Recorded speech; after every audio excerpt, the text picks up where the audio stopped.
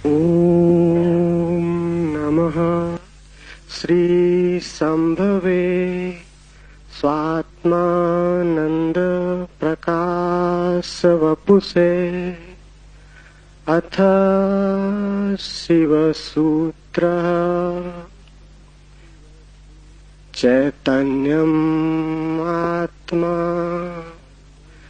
ज्ञानं बन्धः योनिवर्गः कला शरीरम् उद्यमो भैरवः शक्तिचक्र संधाने विश्वसंहारः।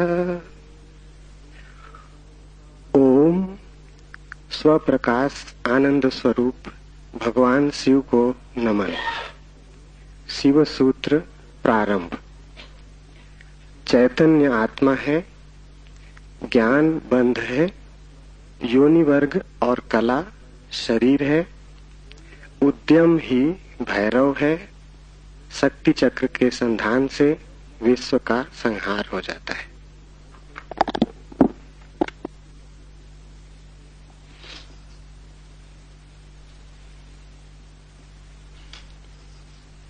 जीवन सत्य की खोज दो मार्गों से हो सकती। एक पुरुष का मार्ग है आक्रमण का, हिंसा का, छीन झपट का। एक स्त्री का मार्ग है समर्पण का, प्रतिक्रमण का। विज्ञान पुरुष का मार्ग है, विज्ञान आक्रमण है। धर्म स्त्री का मार्ग है, धर्म नमन है। इसे बहुत ठीक से समझ लें। इसलिए पूरब के सभी शास्त्र परमात्मा को नमस्कार से शुरू होते। वो नमस्कार केवल औपचारिक नहीं है, वो केवल एक परंपरा और रीति नहीं।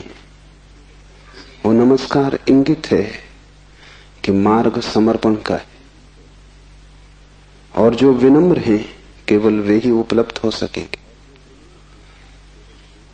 और जो आक्रामक हैं, अहंकार से भरे हैं, जो सत्य को भी छीन झपट करके पाना चाहते, जो सत्य के भी मालिक होने की आकांक्षा रखते, जो परमात्मा के द्वार पर एक सैनिक की भांति पहुंचे हैं विजय करने, वे हार जाएंगे। वे क्षुद्र को भला छीन झपट लें, विराट उनका न हो सकेगा। वे व्यर्थ को भला लूट के घर ले आए, लेकिन जो सार्थक है वो उनकी लूट का हिस्सा न बनेगा। इसलिए विज्ञान व्यर्थ को खोज लेता है, सार्थक चूक जाता है। मिट्टी, पत्थर, पदार्थ के संबंध में जानकारी मिल जाती, लेकिन आत्मा और परमात्मा की जानकारी छूट जाती। ऐसे ही जैसे तुम राह चलती एक स्त्री पर हमला कर दो, बलात्कार हो जाएगा। स्त्री का शरीर भी तुम कब्जा कर लोगे, लेकिन उसकी आत्मा तुम्हें न मिल सकेगी, उसका प्रेम तुम न पा सकोगे। तो जो लोग आक्रमण की तरह जाते हैं परमात्मा की तरह, वे बलात्कारी। वे परमात्मा के शरीर पर भला कब्जा कर लें, इस प्रकृति पर जो दिखाई पड़ती है, जो दृश्य है, उसकी चीरफाड़ कर लें, विश्लेषण कर लें, उसके कुछ राज खोज लें, लेकिन उनकी खोज वैसी ही क्षुद्र होगी जैसे किसी पुरुष ने किसी स्त्री पर हमला किया हो और बलात्कार किया हो।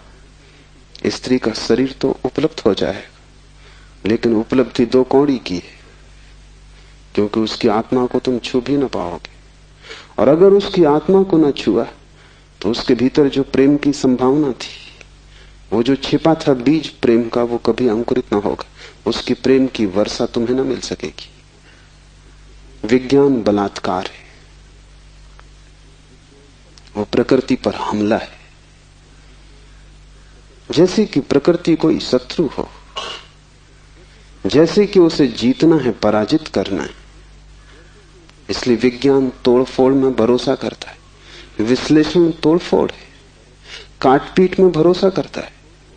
अगर वैज्ञानिक से पूछो कि फूल सुंदर है तो तोड़ेगा फूल को, काटेगा, जांच पड़ताल करेगा, लेकिन उसे पता नहीं तोड़ने में ही सौंदर्य खो जाता। सौंदर्य तो पूरे में था, खंड खंड में सौंदर्य ना मिलेगा। हाँ, रासायनिक तत्व मिल जाएंगे, किन चीजों से फूल बना है, किन पदार्थों से बना है, किन खनिज और द्रव्यों से बना है, वो सब मिल जाएगा। तुम बोतलों में अलग अलग फूल के खंडों को इकट्ठा करके लेबल लगा दोगे, तुम कहोगे ये केमिकल्स हैं, ये पदार्थ हैं, इनसे मिलकर फूल बना था, लेकिन तुम एक भी ऐसी बोतल न भर पाओगे जिसमें तुम कह सको ये सौंदर्य है जो फूल में भरा था। सौंदर्य तिरोहित हो जाएगा। अगर तुमने फूल पर आक्रमण किया तो फूल की आत्मा तुम्हें न मिलेगी, शरीर ही मिलेगा। विज्ञान इसलिए आत्मा में भरोसा नहीं करता। भरोसा करे भी कैसे?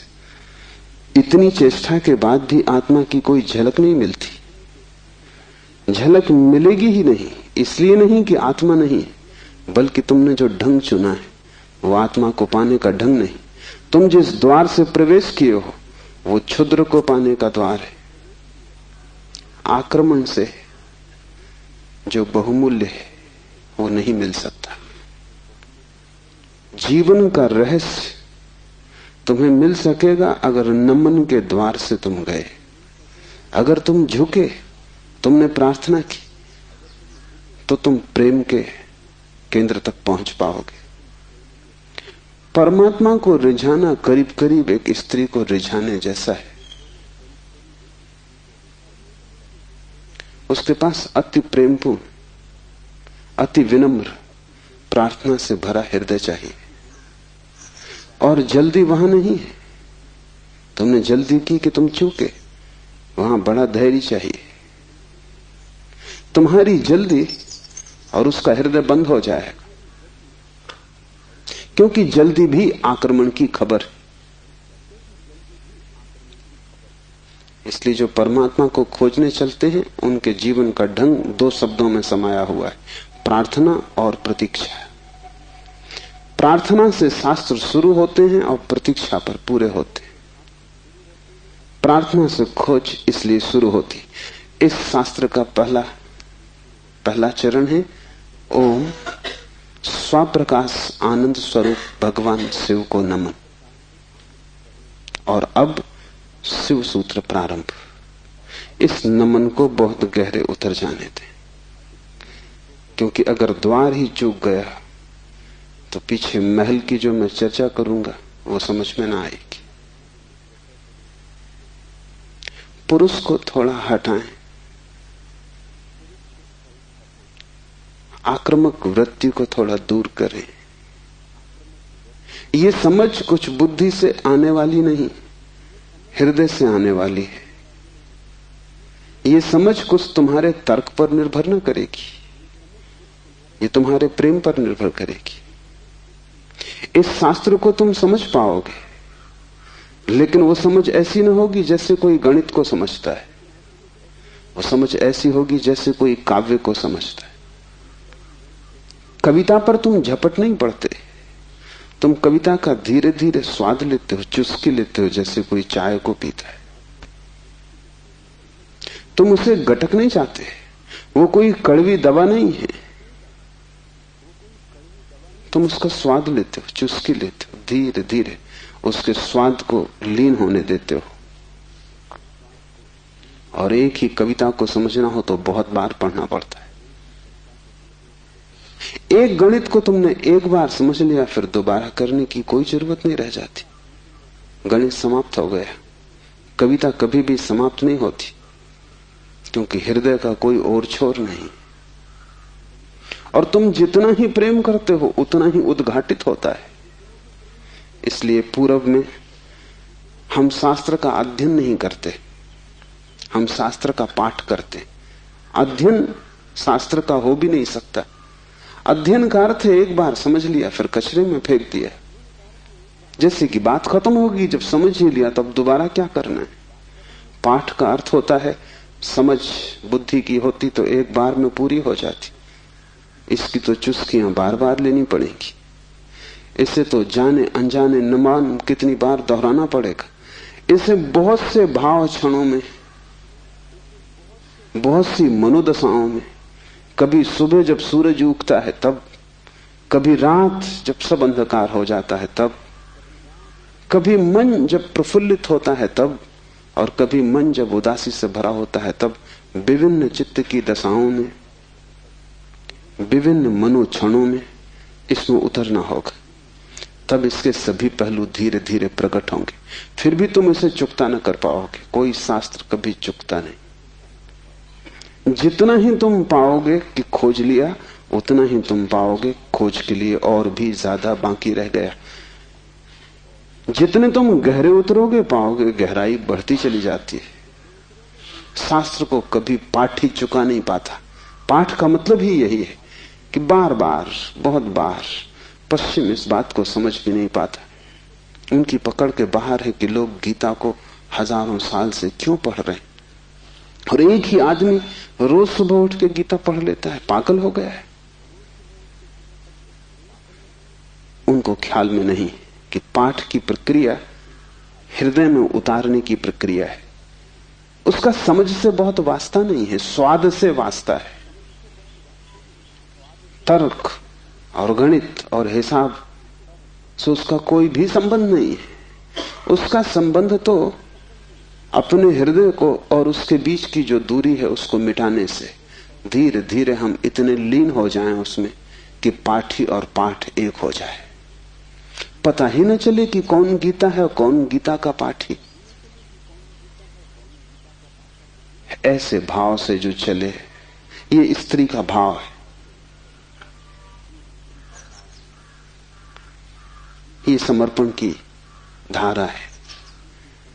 इसे ख्याल में ले लेना। नमन से हम चले तो शिव के सूत्र समझ में आ सकेंगे। उन्हें तुम अपने में उतरने देना और जल्दी निर्णय की मत करना कि वे ठीक हैं कि गलत हैं।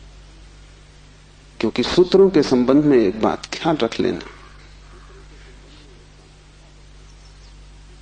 तुम्हारे ऊपर निर्भर नहीं है तय करना कि वे ठीक हैं या गलत हैं। तुम निर्णय कर भी कैसे पाओगे? जो अंधेरे में खड़ा है वो प्रकाश के संबंध में क्या निर्णय करेगा? और जिसने कभी स्वास्थ्य नहीं जाना, जो रोग की सैया से ही बंधा रहा है, उसे स्वास्थ्य की परिभाषा कैसे समझ में आएगी?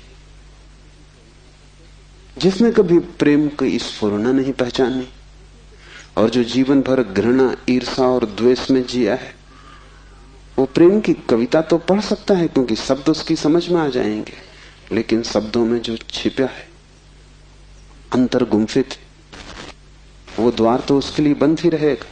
इसलिए तुम निर्णय मत करना कि क्या ठीक क्या गलत। तुम सिर्फ पीना, समझना भी नहीं कहता हूं, तुम सिर्फ पीना, तुम सिर्फ स्वाद में उतरना।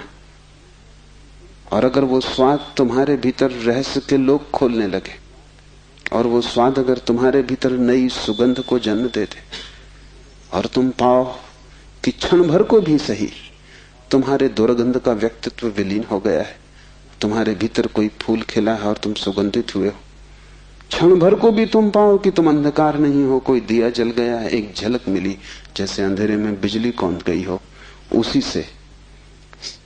से समझ आएगी। तुम्हारे समझने से नहीं, तुम्हारे अनुभव की झलक से समझ आएगी। इसलिए तुम विनम्र रहना। दूसरी बात, सूत्र का अर्थ होता है संक्षिप्त से संक्षिप्त, सारभूत, टेलीग्राफिक। वहां एक एक शब्द अत्यंत घना है। विस्तार नहीं होता सूत्र में, घनत्व होता है। लंबा नहीं होता सूत्र, बड़ा छोटा होता है, जैसे छोटा सा बीज होता है, उसमें सारा वृक्ष समाया होता है। जैसे बीज है ऐसा सूत्र है। बीज में तुम वृक्ष को देख भी नहीं सकते, देखना भी चाहोगे तो बीज में तुम वृक्ष को पाओगे नहीं, क्योंकि उसके लिए बड़ी गहरी आंखें चाहिए जो बीज में वृक्ष को देख ले, जो वर्तमान में भविष्य को देख ले, जो आज कल को देख ले, जो दृश्य से अदृश्य को खोज ले। बड़ी पैनी आंखें चाहिए। वैसी पैनी आंखें तुम्हारे पास अभी नहीं है। अभी तो तुम्हें बीज बीज ही दिखाई पड़ेगा। वृक्ष को देखना हो तो बीज को तुम्हें बोना पड़ेगा, और कोई रास्ता तुम्हारे पास देखने का नहीं है। और जब बीज टूटेगा जमीन में और वृक्ष अंकुरित होगा, तभी तुम पहचान पाओगे। ये सूत्र बीज है, इन्हें तुम्हें अपने हृदय में बोना होगा। तुम अभी निर्णय मत करना, क्योंकि अभी तुमने अगर बीज पे निर्णय लिया तो तुम इसे फेंक ही दोगे, कचरा कूड़ा मालूम पड़ेगा। बीज में कंकड़ पत्थर में कोई ज्यादा फर्क नहीं है। कभी कभी तो कंकड़ पत्थर ज्यादा चमकीले, रंगीन, खूबसूरत, कीमती होते, लेकिन बीज और कीमती से कीमती कोहिनूर में भी एक फर्क है कि तुम कोहिनूर को बो दो तो उसमें से कुछ पैदा ना होगा। वो कीमती कितना ही वो मुर्दा है, उसका मूल्य ना समझ कितने ही समझते हो, लेकिन जीवन उसमें नहीं, वो लाश है। और बीज कुरूप भी दिखाई पड़ता हो, कोई उसकी कीमत भी ना हो, लेकिन उसमें जीवन छिपा है। तुम उससे बो दो, उससे विराट वृक्ष पैदा होगा। और एक बीज से करोड़ों बीज लग जाएंगे। एक छोटा सा बीज इस सारे विश्व को पैदा कर सकता है, क्योंकि एक बीज से करोड़ों बीज पैदा होते हैं, फिर करोड़ों बीज से हर बीज से करोड़ बीज पैदा होते हैं। एक छोटे बीज में सारे विश्व का ब्रह्मांड समा सकता है। सूत्र बीज है, उसके साथ जल्दी नहीं की जा सकती। उसको बोओगे हृदय में और अंकुरित होगा, फूल लगेंगे, तभी तुम जान पाओगे, तभी निर्णय लिया जा सकता है। तीसरी बात, इसके पहले कि हम शुरू करें, धर्म महान क्रांति है। धर्म के नाम से तुमने जो समझा हुआ है उसका धर्म से ना के बराबर संबंध है। इसलिए शिव के सूत्र तुम्हें चौंकाएंगे भी, तुम भयभीत भी होगे, डरोगे भी, क्योंकि तुम्हारा धर्म डगमगाएगा। तुम्हारा मंदिर, तुम्हारी मस्जिद, तुम्हारे गिरजे, अगर ये सूत्र तुमने समझे तो गिर जाएंगे।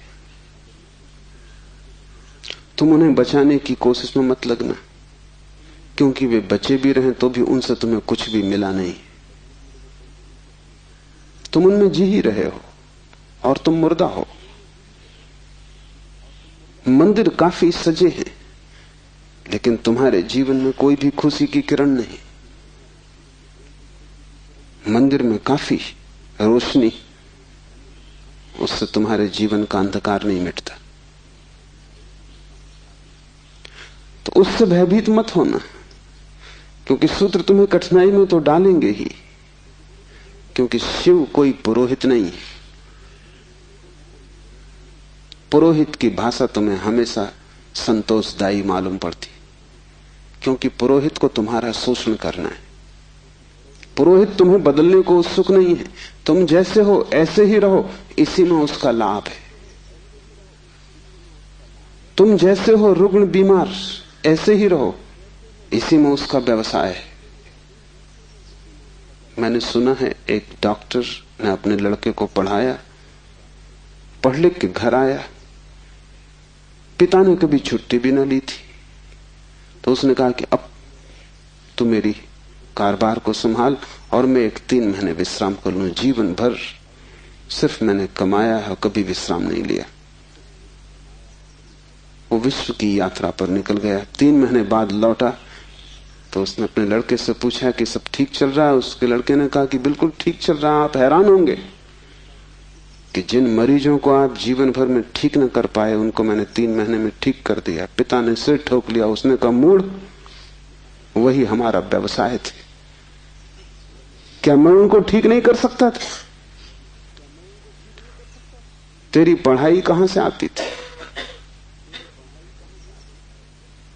उन्हीं पर आधार था, और भी बच्चे पढ़ लिख लेते, तूने सब खराब कर दिया। पुरोहित तुम जैसे हो रुग्ण बीमार तुम्हें वैसा ही चाहता है, उस पर ही उसका व्यवसाय है। शिव कोई पुरोहित नहीं है, शिव तीर्थंकर है, शिव अवतार है, शिव क्रांति दृष्टा है, पैगंबर है। वे जो भी कहेंगे वो आग है। अगर तुम जलने को तैयार हो तो ही उनके पास आना, अगर तुम मिटने को तैयार हो तो ही उनके निमंत्रण को स्वीकार करना, क्योंकि तुम मिटोगे तो ही नए का जन्म होगा। तुम्हारी राख पर ही नए जीवन की शुरुआत है। इन बातों को ख्याल में रख के एक एक सूत्र को समझने की कोशिश करें। पहला सूत्र है चैतन्य आत्मा। चैतन्य आत्मा है।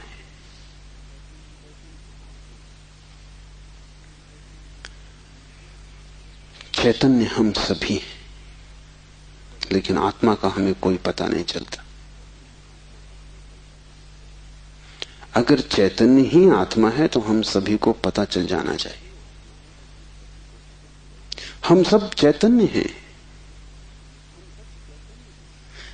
लेकिन चैतन्य आत्मा है, इसका क्या अर्थ होगा? पहला अर्थ, इस जगत में सिर्फ चैतन्य ही तुम्हारा अपना है। आत्मा का अर्थ होता है अपना, से सब पराया है। शेष कितना ही अपना लगे, पराया है। मित्र हो, परिजन हो, परिवार के लोग हो, धन हो, यश पद प्रतिष्ठा हो, बड़ा साम्राज्य हो, वह सब जिसे तुम कहते हो मेरा, वहां धोखा है, क्योंकि वो सभी मृत्यु तुमसे छीन लेगी। मृत्यु कसौटी है, कौन अपना है कौन पराया है। मृत्यु जिससे तुम्हें अलग कर दे वो पराया था, और मृत्यु तुम्हें जिससे अलग न कर पाए वो अपना था। आत्मा का अर्थ है जो अपना है। लेकिन जैसे ही हम सोचते हैं अपना, वैसा ही दूसरा प्रवेश कर जाता है। अपने का मतलब ही होता है कोई दूसरा जो अपना है। तुम्हें यह ख्याल ही नहीं आता कि तुम्हारे अतिरिक्त तुम्हारा अपना कोई भी नहीं, हो भी नहीं सकता है। और जितनी देर तुम भटके रहोगे इस धारा में कि कोई दूसरा अपना है, उतने दिन व्यर्थ गए, उतना जीवन अकारण बीता, उतना समय तुमने सपने देखे, उतने समय में तुम जाग सकते थे, मोक्ष तुम्हारा होता, तुमने कचरा इकट्ठा किया।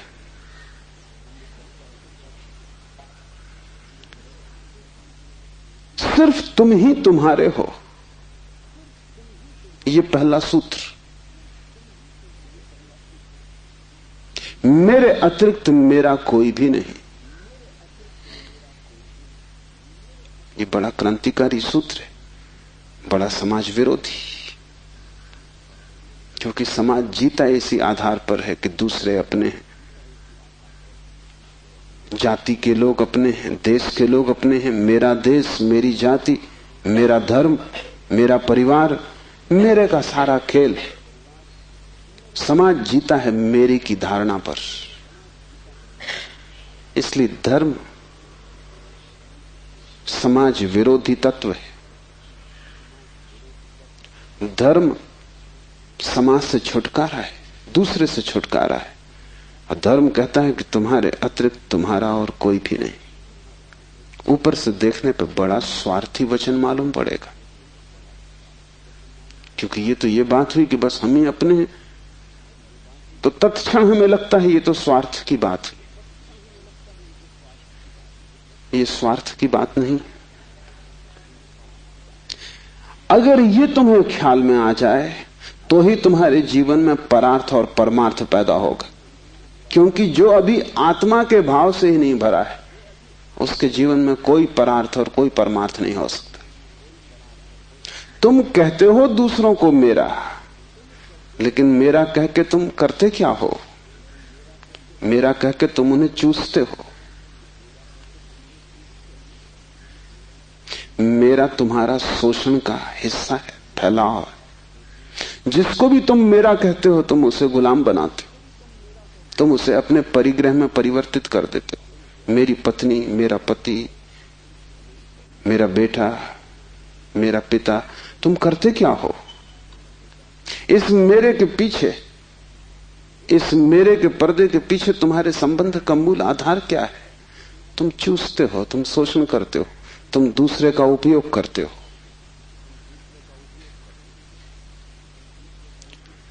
इस दूसरे के उपयोग को तुम सोचते हो परार्थ, तो तुम भ्रांति में हो। एक सम्राट बूढ़ा हुआ, उसके 3 बेटे थे और वो बड़ी चिंता में था किसको राज्य दे। तीनों ही योग्य और कुशल थे, तीनों ही समान गुणधर्मा थे, इसलिए बड़ी कठिनाई हुई। उसने एक दिन तीनों बेटों को बुलाया और कहा कि पिछले पूरे वर्ष में तुमने जो भी कृत्य महानतम किया हो, एक कृत्य जो पूरे वर्ष में महानतम हो, वो तुम मुझे कहो। बड़े बेटे ने कहा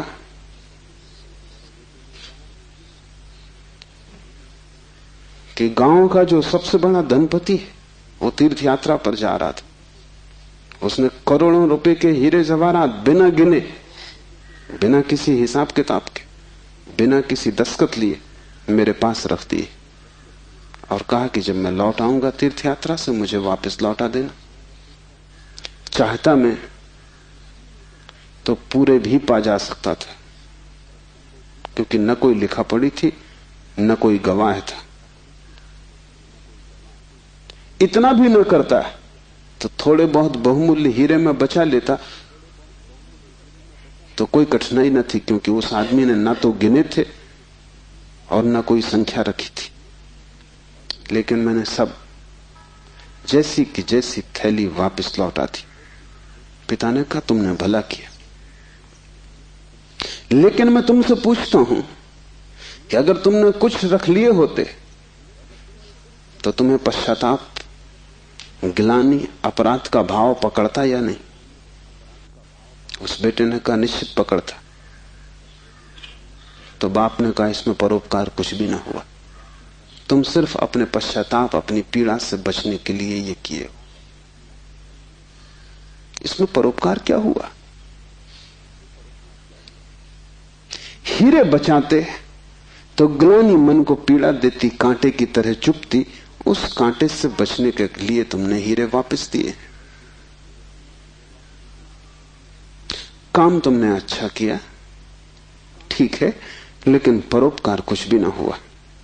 उपकार तुमने अपना ही किया है। दूसरा बेटा थोड़ी चिंता में पड़ा और उसने कहा कि मैं राह के किनारे से गुजरता था और झील में सांझ के वक्त, जबकि वहां कोई भी न था, एक आदमी डूबने लगा।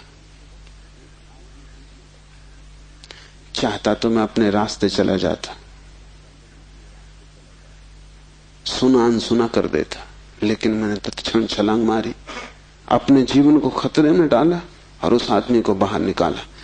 बाप ने कहा तुमने ठीक किया, लेकिन अगर तुम चले जाते और ना निकालते तो क्या उस आदमी की मृत्यु सदा तुम्हारा पीछा न करती? तुम अनसुनी कर देते ऊपर से, लेकिन भीतर तो तुम सुन चुके थे उसकी चीत्कार आवाज कि बचाओ। क्या सदा सदा के लिए उसका प्रेत तुम्हारा पीछा न करता? उसी भय से तुमने छलांग लगाई, अपने जान को खतरे में डाला, लेकिन परोपकार तुमने कुछ किया हो इस भ्रांति में पड़ने का कोई कारण नहीं। तीसरे बेटे ने कहा कि मैं गुजरता था जंगल से और एक पहाड़ की कगार पर मैंने एक आदमी को सोया हुआ देखा जो कि नींद में अगर एक भी करवट ले तो सदा के लिए समाप्त हो जाएगा, क्योंकि दूसरी तरफ महान खड्ड था। मैं उस आदमी के पास पहुंचा और जब मैंने देखा कि वो कौन है तो वो मेरा जानी दुश्मन था।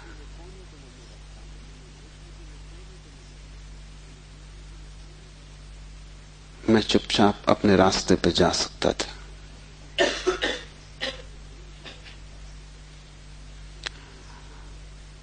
या अगर मैं अपने घोड़े पर सवार उसके पास से भी गुजरता तो मेरे बिना कुछ किए शायद सिर्फ मेरे गुजरने के कारण वो करवट लेता और खड्ड में गिर जाता।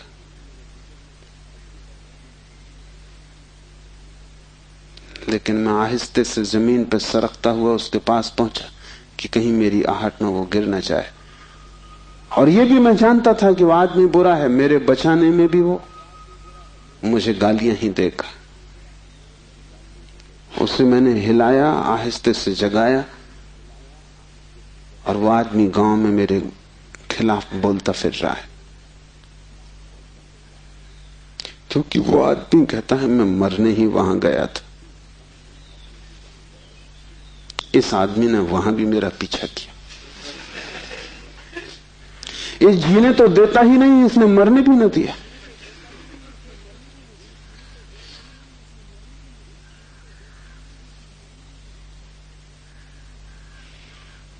पिता ने कहा तुम दोस्त से बेहतर हो, लेकिन परोपकार ये भी नहीं। क्यों? क्योंकि तुम अहंकार से फूले नहीं समा रहे हो कि तुमने कुछ बड़ा कार्य कर दिया। बोलते हो तो तुम्हारी आंखों की चमक और हो जाती, कहते हो तो तुम्हारा सीना फूल जाता है। और जिस कृत्य से अहंकार निर्मित होता हो वो परोपकार न रहा। बड़े सूक्ष्म मार्ग से तुमने अपने अहंकार को उससे भर लिया। तुम सोच रहे हो तुम बड़े धार्मिक हो, परोपकारी हो, तुम इन दो से बेहतर हो। लेकिन मुझे राज्य के मालिक के लिए किसी तीसरे की ही तलाश, चौथे की ही तलाश करनी पड़ेगी। जब तुम परोपकार करते हो तब तुम कर नहीं सकते, क्योंकि जिसे अपना ही पता नहीं है वो परोपकार करेगा कैसे? तुम चाहे सोचते हो कि तुम कर रहे हो गरीब की सेवा, अस्पताल में बीमार के पैर दबा रहे हो, लेकिन अगर तुम गौर से खोजोगे तो तुम कहीं ना कहीं अपने अहंकार को ही भरता हुआ पाओगे। और अगर तुम्हारा अहंकार ही सेवा से भरता है तो सेवा भी शोषण है। आत्मज्ञान के पहले कोई व्यक्ति परोपकारी नहीं हो सकता, क्योंकि स्वयं को जाने बिना इतनी बड़ी क्रांति हो ही नहीं सकती। मैंने सुना है कि मुल्ला नसरुद्दीन की पत्नी उससे झगड़ रही और कह रही थी कि मामला क्या है, एक दफा साफ हो जाना चाहिए। तुम मेरे सभी रिश्तेदारों को नफरत और घृणा क्यों करते हो?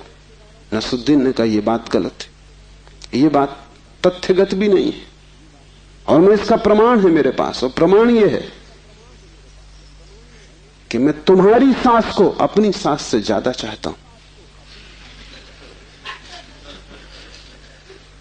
अहंकार ऐसे रास्ते खोजता, ऊपर से दिखता है कि तुम परोपकार कर रहे हो,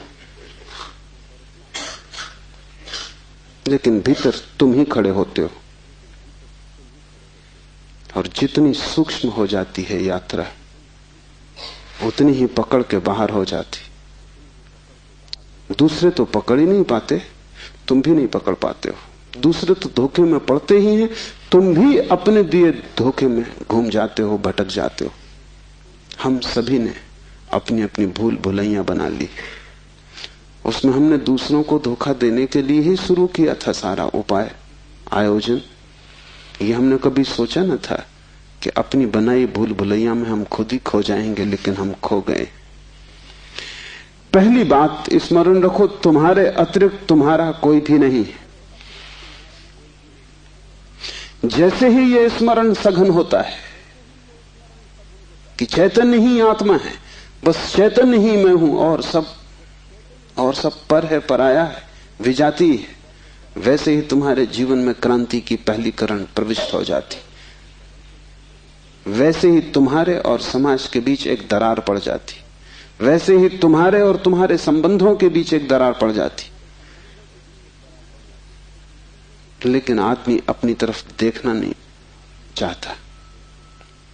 देखना कठिन भी है, क्योंकि देखने के पहले जिस प्रक्रिया से गुजरना पड़ता है वो बहुत संघातक है। एक मारवाड़ी व्यापारी एक फिल्म अभिनेत्री के प्रेम में पड़ गया। वैसे बात अनहोनी थी, मारवाड़ी और व्यापारी प्रेम से सदा दूर ही रहता है, लेकिन अनहोनी भी घटती है। प्रेम में तो पड़ गया, लेकिन व्यापारी का संदेह भरा चित्त, तो उसने एक जासूस नियुक्त कर दिया अभिनेत्री के पीछे कि तू पता लगा इसका चरित्र तो ठीक है ना, इसके पहले कि मैं प्रस्ताव करूं विवाह का, सब बात पक्की कागज पर साफ हो जानी चाहिए। जासूस ने बड़ी खोजबीन की। 7 दिन बाद उसने रिपोर्ट भी भेज दी। रिपोर्ट आई कि इस स्त्री का चरित्र एकदम निर्दोष, निष्कलुष है। ऐसी कोई बात कभी इसके संबंध में नहीं सुनी गई, नहीं जानी गई जिससे संदेह पैदा हो। सिर्फ एक बात को छोड़कर पिछले कुछ दिनों से एक संदिग्ध मारवाड़ी के साथ ये देखी जाती। वो संदिग्ध मारवाड़ी वो स्वयं थे। आंख दूसरे को देखती है, हाथ दूसरे को छूते हैं, मन दूसरे की सोचता है, और तुम सदा अंधेरे में खड़े रह जाते हो। तुम्हारी हालत वही है जो दिया तले अंधेरे की होती। उस दिए की रोशनी सब पे पड़ती, सिर्फ तुम्हें छोड़ देती। इसलिए तुम भटकते हो उस रोशनी में, सब तरफ, सब दिशाओं में यात्रा करते हो, और एक अपरिचित रह जाता है, और वही तुम हो। यह पहला सूत्र है, चैतन्य आत्मा। इस सूत्र को गहरे बीज की तरह अपने हृदय में उतर जाने दो। व्यर्थ है सारे जगत की यात्रा अगर तुम अपने से अपरिचित रह गए। अगर स्वयं को न जान पाए और सब भी जान लिया, तो वो सारा ज्ञान भी इकट्ठे जोड़ में अज्ञान सिद्ध होगा। अगर अपने को न देख पाए और सारा जगत देख डाला, चांद तारे छान डाले, तो भी तुम अंधे ही रहोगे, क्योंकि आंख तो उसी को मिलती है जो स्वयं को देख लेता है। ज्ञान तो उसी को मिलता है जो स्वयं से परिचित हो जाता है, जो चैतन्य के स्वप्रकाश में नहा लेता है, वही पवित्र है। और कोई तीर्थ नहीं है, चैतन्य तीर्थ है।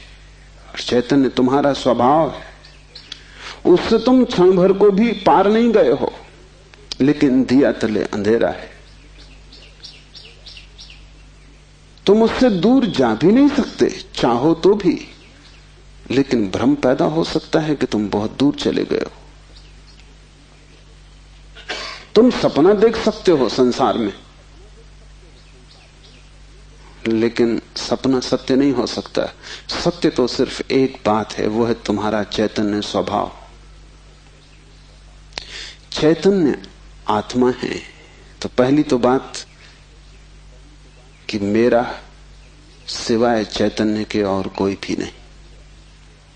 ये भाव तुम में सघन हो जाए तो सन्यास का जन्म हुआ, क्योंकि मेरे अतिरिक्त भी मेरा कोई हो सकता है, यही भाव संसार है। इसलिए पहले सूत्र में बड़ी क्रांति है।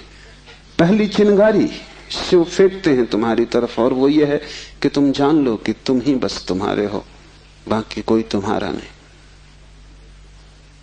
इससे बड़ा विषाद मन को पकड़ेगा, क्योंकि तुमने दूसरों के साथ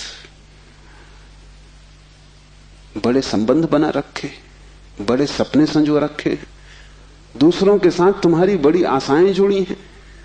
मां देख रही है कि बेटा बड़ा होगा, बड़ी आशाएं जुड़ी हैं। बाप देख रहा है कि बेटा बड़ा होगा, बड़ी आशाएं जुड़ी हैं। और इन सारी आशाओं में तुम अपने को खो रहे हो।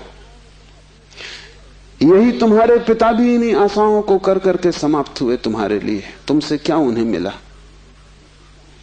यही आशाएं कर करके तुम समाप्त हो जाओगे। तुम्हारे बेटे से तुम्हें कुछ मिलेगा ना, और तुम्हारा बेटा भी यही मूर्खता जारी रखेगा। वो अपने बेटों से आशाएं करेगा। नहीं, अपनी तरफ देखो, न तो पीछे न आगे। कोई भी तुम्हारा नहीं है। कोई बेटा तुम्हें नहीं भर सकेगा।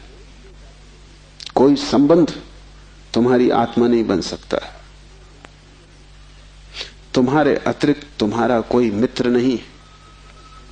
लेकिन तब बड़ा डर लगता है, क्योंकि लगता है कि तुम अकेले हो गए। और आदमी इतना भयभीत है कि गली से गुजरता है अकेले में तो भी जोर से गीत गाने लगता है। अपनी ही आवाज सुन के लगता है कि अकेला नहीं। ये तुम अपनी ही आवाज सुन रहे हो। बाप जब बेटे में अपने सपने रचा रहा है तो बेटे की कोई सहमति नहीं है। ये बाप खुद ही अकेले में सीटी बजा रहा है।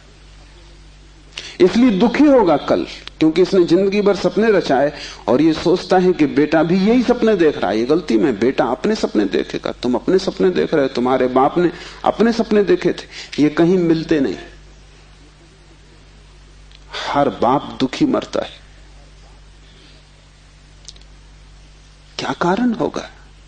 क्योंकि जो जो सपने वो बांधता है वो सभी सपने बिखर जाते हैं। हर आदमी अपने सपने देखने को यहां है, तुम्हारे सपने देखने को नहीं। और तुम्हें अगर चाहिए कि एक आत्म स्थिति उपलब्ध हो जाए, एक तृप्ति मिले, तो तुम सपने किसी और के साथ मत बांधना, अन्यथा तुम भटकोगे।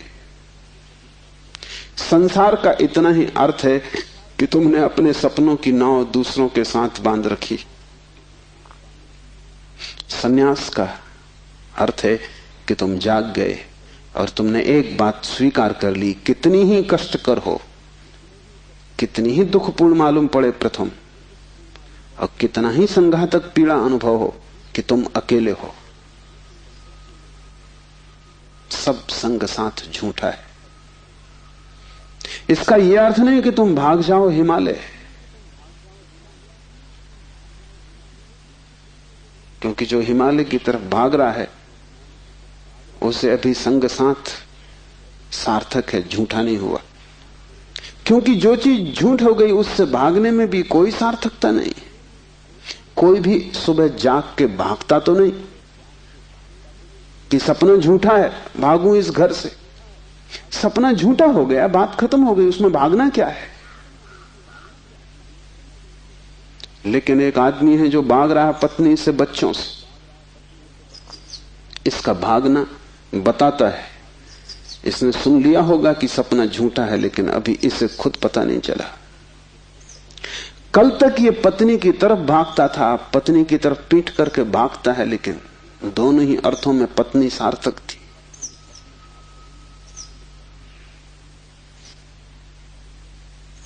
एक जैन संत हुए, गणेश वर्णी। वर्षों पहले उन्होंने पत्नी त्याग दी। साधु पुरुष थे। कोई 20 वर्ष त्याग के बाद काशी में थे, तब खबर आई कि पत्नी मर गई। उनके मुंह से जो वचन निकला वो याद रख लेने जैसा है। उन्होंने कहा, चलो झंझट मिटी। उनके भक्तों ने इस वचन का अर्थ लिया कि बड़ी वीतरागता है। थोड़ा सोचो तो साफ हो जाएगा कि वीतरागता बिल्कुल नहीं। क्योंकि जिस पत्नी को 20 साल पहले छोड़ दिया उसकी झंझट अभी कायम थी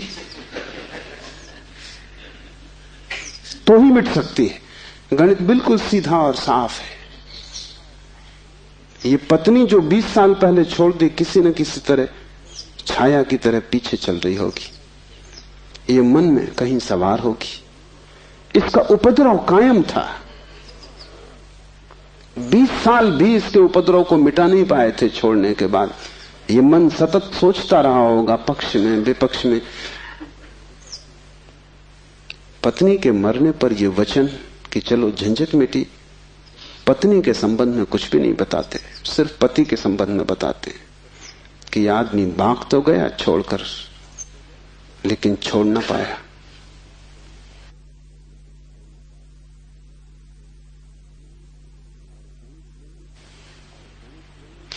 और गणेश वर्णी साधु पुरुष थे, इसलिए थोड़ा सोच लेना, साधु पुरुष भी बड़ी भ्रांति में रह सकते हैं।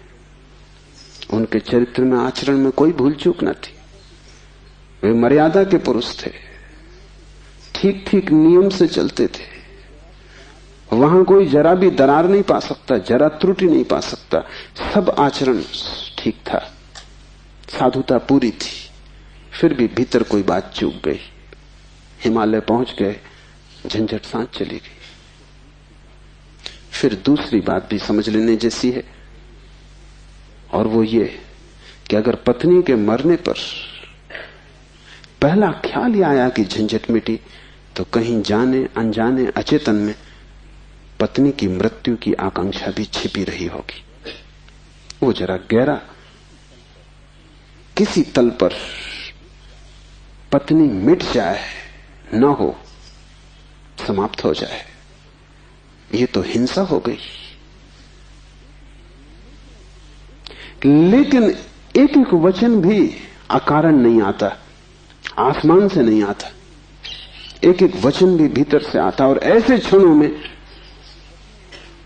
जबकि पत्नी मर गई इसकी खबर आई हो, तुम ठीक ठीक अपने रोजमर्रा के व्यवसायी होश में नहीं होते हो। तब तुमसे जो बात निकलती है वो ज्यादा सही होती। घंटे भर बाद तुम्हें मौका मिल जाएगा, तुम खुद ही सोच समझ के लीप पोता कर लोगे। तुम फिर जो कहोगे वो बात झूठी हो जाएगी। लेकिन तत्क्षण, उस क्षण में वर्णी चूक गए।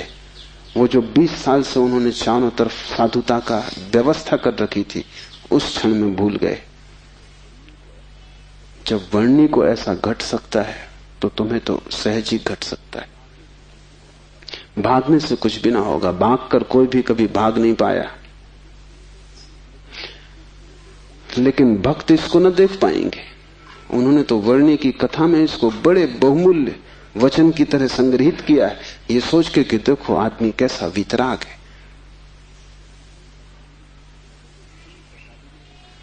तुम्हें पता भी नहीं हो सकता कि वीतरागता क्या है। तुम राग में जीते हो, तुम्हें विराग समझ में आता है, तुमसे जो विपरीत है वो समझ में आता है। तुम जानते हो कि तुम पत्नी को छोड़ के नहीं जा सकते, और ये आदमी छोड़ के चला गया, ये आदमी तुमसे बड़ा है। ये तुमसे विपरीत है, लेकिन तुमसे भिन्न नहीं। तुम पैर के बल खड़े हो, यह आदमी सिर के बल खड़ा है, लेकिन तुम्हारे मन में और इसके मन में रत्ती भर भी फर्क नहीं। खोज के देखो, तुम सभी सोचते हो कि पत्नी झंझट। तुम एक आध ऐसा पति पा सकते हो जो कहे पत्नी झंझट नहीं।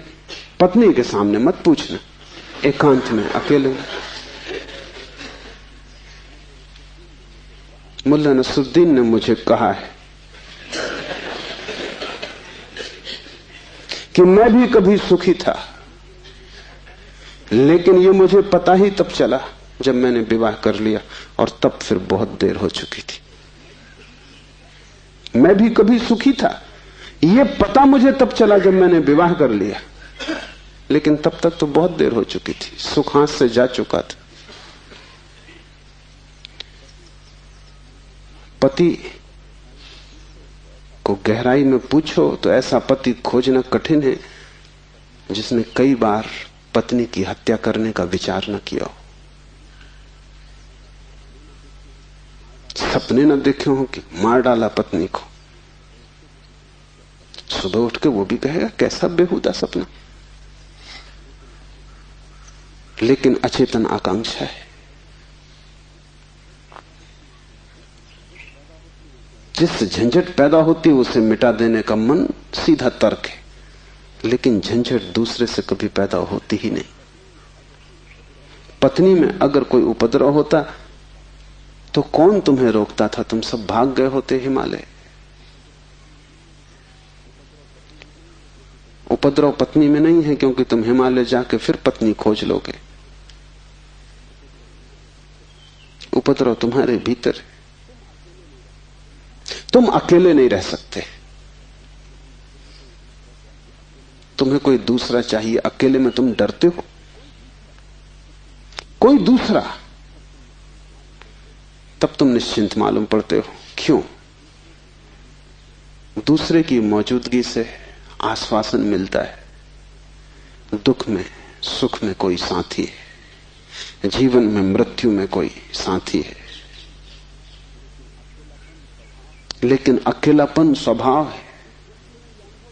और जिस व्यक्ति ने यह अनुभव कर लिया कि आत्मा ही बस मेरी है, उसने अपने अकेलेपन को अनुभव कर लिया। भागने की कोई भी जरूरत नहीं तो झंझट पीछे चली जाएगी। तुम जहां हो वहीं रहना, रत्ती भर भी बाहर कोई फर्क करने की आवश्यकता नहीं है। लेकिन भीतर तुम अकेले हो जाना, भीतर तुम कैवल्य को अनुभव करना कि मैं अकेला हूं, कोई संगी साथी नहीं। और ये तुम दोहराना मत, क्योंकि दोहराने की कोई जरूरत नहीं कि रोज सुबह बैठ के तुम दोहराओ कि मैं अकेला हूं, कोई संगी साथी नहीं। इससे कुछ भी ना होगा। ये दोहराना तो सिर्फ यही बताएगा कि तुम्हें अभी ख्याल नहीं हुआ। इसे समझना, ये तथ्य है कि तुम अकेले हो। समझने में अड़चन है, वही तपश्चर्या है। तप का अर्थ नहीं है कि तुम धूप में खड़े हो जाओ। आदमी को छोड़ के सभी पशु पक्षी धूप में खड़े, उनमें से कोई भी मोक्ष नहीं चला जा रहा है। और तप का अर्थ ये नहीं है कि तुम भूखे खड़े हो जाओ, अनशन कर लो, उपवास कर दो, क्योंकि आधी दुनिया वैसे ही भूखी मर रही है। कोई उपवास करके मोक्ष नहीं पहुंच जाता है। शरीर को गला दो, जला दो, उससे कुछ हल नहीं है। वो सिर्फ आत्महिंसा है और महानतम पाप है। और सिर्फ मूढ़ उस पाप में उतरते हैं। जिन्हें थोड़ा भी बोध है वो ऐसी नासमझियां ना करेंगे। दूसरे को भूखा मारना अगर गलत है तो खुद को भूखा मारना सही कैसे हो सकता है? दूसरे को सताना अगर हिंसा है तो खुद को सताना अहिंसा कैसे हो सकती है? सताने में हिंसा है, किसको तुम सताते हो इससे क्या फर्क पड़ता है? जो हिम्मतवर है वो दूसरे को सताते हैं, जो कमजोर है वो खुद को सताते हैं। क्योंकि दूसरे को सताने में एक खतरा है, दूसरा बदला लेगा। खुद को सताने में वो खतरा भी नहीं है, कौन बदला लेगा? कमजोर अपने को सताते हैं। तुमने कभी ख्याल किया, अगर पुरुष नाराज हो जाए तो वो पत्नी को पीटता, अगर पत्नी नाराज हो वो खुद को पीटती। ये जो पत्नी है ये साधुओं का प्रतीक है। कमजोर अपने को पीट लेता, क्या करे? ताकतवर दूसरे को पीटता है, क्योंकि उसमें खतरा तो है ही कि दूसरा क्या करेगा कौन जाने। कमजोर आत्महिंसक हो जाता है और ताकतवर परहिंसक होता है। और धार्मिक वो है जो अहिंसक, न वो दूसरे को सताता है न खुद को सताता है। सताने की बात ही व्यर्थ है। तपश्चर्या का अर्थ है कि तुमने ये सत्य स्वीकार कर लिया कि तुम अकेले हो, कोई उपाय नहीं है संगी साथी का। तुम कितना ही चाहो, कितनी ही आंखें बंद करो, सपने देखो, तुम अकेले ही रहोगे। जन्मों जन्मों से तुमने घर बसाए, परिवार बसाए, मिटाए, लेकिन तुम अकेले ही रहे हो। तुम्हारे अकेलेपन में रत्ती भर फर्क नहीं पड़ता। जिसने ये जान लिया, स्वीकार कर लिया कि मैं अकेला हूं, उसके लिए इंगित है इस सूत्र में चैतन्य आत्मा है, वही तुम्हारा और कोई तुम्हारा नहीं। और दूसरी बात इस सूत्र में है, वो है चैतन्य। आत्मा कोई सिद्धांत नहीं है कि तुम शास्त्र में पढ़ो और मान लो। आत्मा कोई जैसे गुरुत्वाकर्षण का सिद्धांत है, ऐसा कोई सिद्धांत नहीं है। आत्मा एक अनुभव है, सिद्धांत नहीं। और अनुभव है चैतन्य की तीव्रता का। इसलिए तुम जितने चैतन्य होते जाओगे उतनी ही तुम्हें आत्मा का पता चलेगा। तुम जितने बेहोश होते चले जाओगे उतना ही तुम्हें अपना पता नहीं चलेगा। और तुम करीब करीब बेहोश हो। जो आत्मा को जानना चाहता है उसे किसी दर्शन शास्त्र की जरूरत नहीं है, उसे चैतन्य को जगाने की प्रक्रिया चाहिए। उसे विधि चाहिए जिससे वो ज्यादा चेतन हो जाए। जैसे कि आग को तुम उकसाते हो, राख जम जाती, तुम उकसा देते हो, राख झड़ जाती, अंगारे झलकने लगते। ऐसी तुम्हें कोई प्रक्रिया चाहिए जिससे तुम्हारी राख झड़े और अंगारा चमके, क्योंकि उसी चमक में तुम पहचानोगे कि तुम चैतन्य हो। और जितने तुम चैतन्य हो उतने ही तुम आत्मवान हो। जिस दिन तुम पाओगे कि मैं परम चैतन्य हूं, उस दिन तुम परमात्मा हो। तुम्हारी चेतना की मात्रा ही तुम्हारी आत्मा की मात्रा होगी। लेकिन अभी तुम करीब करीब बेहोश हो, अभी करीब करीब तुम जैसे शराब पिए हो। अभी तुम चल रहे हो, उठ रहे हो, काम कर रहे हो, लेकिन जैसे नींद में। होश तुम्हें नहीं है। कभी तुमने ख्याल किया, किताब पढ़ते वक्त तुम पूरा पेज पढ़ जाते हो, तब तुम्हें ख्याल आता है, अरे मैं पूरा पेज पढ़ भी गया और एक शब्द याद नहीं। तुमने कैसे पढ़ा होगा पूरा पेज? तुम पढ़ सकते हो सोए सोए, मन कहीं और रहा होगा, तुम पढ़ गए, तब तुम्हें होश पता चला कि ये तो पूरा पेज व्यर्थ गया। तुम कई बार रास्ते से चलते हो, तुम पूरा रास्ता चल जाते हो, तब तुम्हें ख्याल आता है कि तुम चल रहे हो। तुम काम करते हो और तुम्हें पता नहीं चलता कि तुम कर रहे हो। तुम बेहोशी में जी रहे हो और चैतन्य आत्मा है। और तुम पूछते हो क्या आत्मा है? तुम चाहते हो कोई प्रमाण दे, तुम चाहते हो कोई सिद्ध करे, कोई तर्क से तुम्हें समझा दे तो तुम भी मान लो, नहीं तो तुम नास्तिक हो जाओगे। नास्तिकता बेहोशी का सहज परिणाम है, आस्तिकता होश का फल। जितना तुम्हारा होश बढ़ेगा तो जरूरत नहीं है कि तुम मानो कि आत्मा है, क्योंकि कई ना समझ मान रहे हैं, उससे कुछ हल नहीं होता। इस मुल्क में तो सभी मानते हैं कि आत्मा है, लेकिन इससे क्या फर्क पड़ता है? तुम्हारे जीवन में कोई क्रांति इससे आती नहीं। शायद तुम इसलिए मान लेते हो कि हजारों साल से दोहराया जा रहा है, सुनते सुनते तुम्हारे कान पक गए, सुनते सुनते तुम भूल ही गए हो कि संबंध में सोचना भी है। सुनते सुनते पुनरुक्ति से आदमी सम्मोहित हो जाता है। एक ही बात बार बार दोहराई चली जाए तो तुम भूल जाते हो कि वो संदेह किया जा सकता है, विचार किया जाता है। और फिर आत्मा है, इससे तुम्हें बड़ा संतोष भी मिलता है। शरीर मरेगा ये तुम्हें पता है, आत्मा नहीं मरेगी, इससे बड़ी हिम्मत बनती है। और आत्मा कभी नहीं मरेगी, अग्नि उसे जलाएगी नहीं, शस्त्र उसे छेदेंगे नहीं, मृत्यु उसका कुछ बिगाड़ ना सकेगी। इससे तुम्हें बड़ी सांत्वना मिलती, पर सांत्वना सत्य नहीं है। आत्मा को कोई न तो स्वीकार कर सकता है सिद्धांत की तरह, और न पुनरुक्ति की तरह कोई सम्मोहित हो सकता है। आत्मा को तो केवल वही लोग जान पाते हैं जो चैतन्य को बढ़ाते हैं। इस तरह जियो कि तुम पर राख इकट्ठी ना हो, इस तरह जियो कि तुम्हारे भीतर का अंगारा जलता रहे, प्रकाशित हो।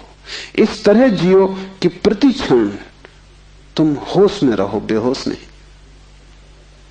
मुल्ला नसरुद्दीन को बच्चा पैदा हुआ, पहला ही लड़का था। नसरुद्दीन बड़ा खुश हुआ, अपने खास मित्र को बुलाया, खुशी मनाने दोनों शराब घर में गए। क्योंकि तुम एक ही खुशी जानते हो, बेहोशी। ये बड़े मजे की बात है। शिव, बुद्ध, महावीर, वे सब चिल्ला चिल्ला के कहते हैं कि दुनिया में एक ही आनंद है, वो है होश।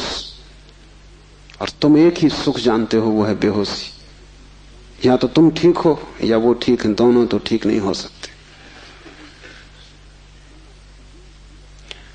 मुल्ला नसरुद्दीन सीधा शराब घर गया, बजाय अस्पताल जाने के पहले बेटे को देखता। उसने कहा कि पहले जरा आनंद कर लें, कितने दिनों का सपना पूरा हुआ। डट के दोनों पी गए। जब दोनों पी के पहुंचे अस्पताल और कांच की खिड़की में से बेटे को देखा तो मुल्ला रोने लगा। उसने अपने मित्र से कहा, पहली तो बात मेरे जैसा मालूम नहीं होता। अपना उन्हें पता नहीं है अभी, अभी खुद की शक्ल भी वो पहचान ना सकेंगे। लेकिन मेरा जैसा नहीं मालूम होता। और दूसरी बात, बड़ा छोटा दिखाई पड़ता है। इतने छोटे बच्चे को लेकर करेंगे भी क्या? ये बचेगा? मित्र ने कहा मत घबराओ, जब मैं पैदा हुआ था तो मैं भी 3 ही पाउंड का था। नसरुद्दीन ने कहा फिर तुम बचे?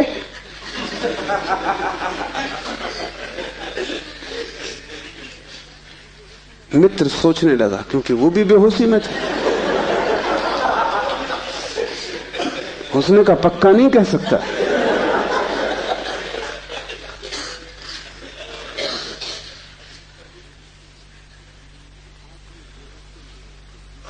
आदमी बेहोशी में है, उसके जीवन का सारा परिप्रेक्ष्य, उसकी सारी दृष्टि उसकी बेहोशी से भर जाती, सब धुआं धुआं हो जाता। तुम कुछ भी ठीक से नहीं देख पाते, और तुम एक ही सुख जानते हो कि जब तुम अपने को भूल जाते हो, चाहे सिनेमा हो, चाहे संगीत हो, चाहे सेक्स हो, जहां भी तुम अपने को भूल जाते हो वहीं तुम कहते हो बड़ा सुख आए। भूलने को तुम सुख कहते हो, विस्मरण को? कारण है, क्योंकि जब भी तुम होश से भरते हो तुम सिवाय दुख के अपने जीवन में कुछ भी नहीं पाते। इसलिए जब भी तुम देखते हो जीवन को, जरा ही सजग हो के तुम पाते हो दुख दुख, कुरूपता चारों तरफ।